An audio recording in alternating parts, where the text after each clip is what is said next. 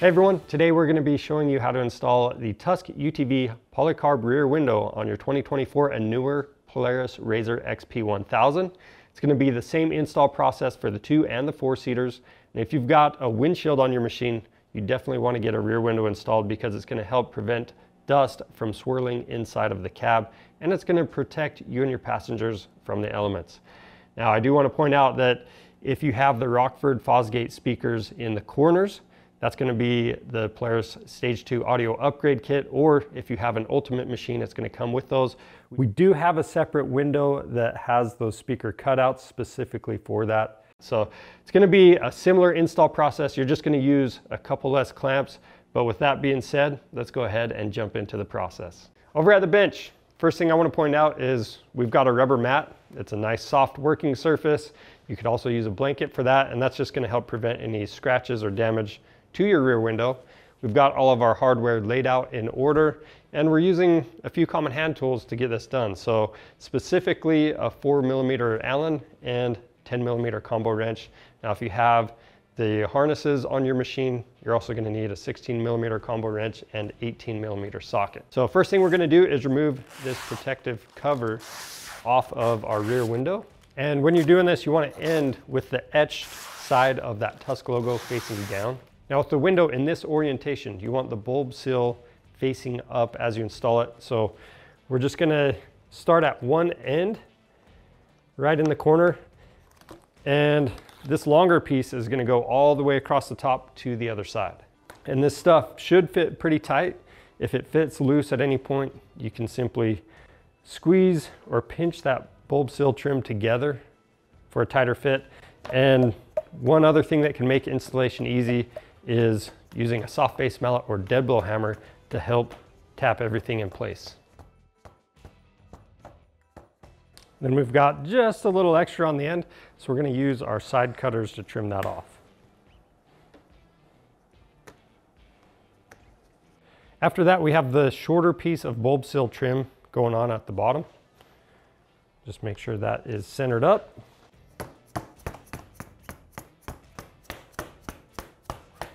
Next, we're going to install the flap sill trim in the top and bottom of all of these 4 cutouts.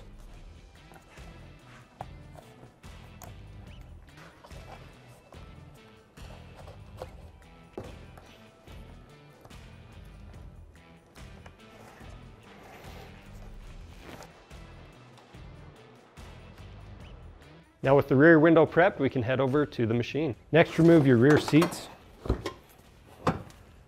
And then we can remove the top straps for the harnesses. Next, we're going to take the 4 smaller loop clamps that came in the kit and go across the harness bar. And just keep in mind, you want that flat side of the loop clamp facing in towards the cab. And it's also going to be facing down. Now for the bigger loop clamps, it's going to be pretty much the same thing. You're going to have one at the bottom and top on each side, and then 2 across the top in the center. And for these center loop clamps, we did end up removing the rear mounting hardware for our roof. You don't have to do that, but it can make the job easier. And also, if you have foam tape, these clamps can either go underneath or above the foam tape. It doesn't really matter. Next, we're going to set the rear window in place from the inside of the machine. And as you're doing this, just watch out for the 2 tabs for the seat belt mounts on each side. You want to be behind them, and the bulb sill needs to be facing the back of the machine. Next, we're going to install hardware into the A mounting locations. That's the 4 corners of the machine, and that's just going to be one of the bolts, a washer, go through that rear window and both sides of the loop clamp, and then install a nylock nut on the back side. And as we install this hardware, we're leaving it all loose for now. Next, we have the B mounting locations. It's going to be the same hardware, except you're going to have a little spacer that goes in between the rear window and the clamp.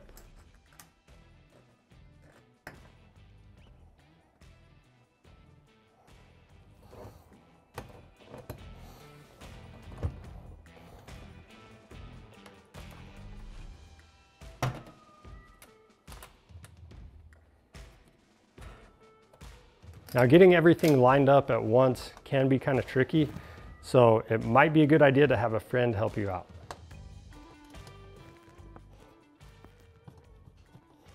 Then from here we can center the rear window up from side to side and up and down.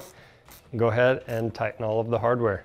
And as you do this, just be careful to not over tighten the hardware. These are nylock nuts. You don't have to go crazy with them, and you don't want to damage your rear window. And then from here we can route the top straps for our harness, get that hardware reinstalled.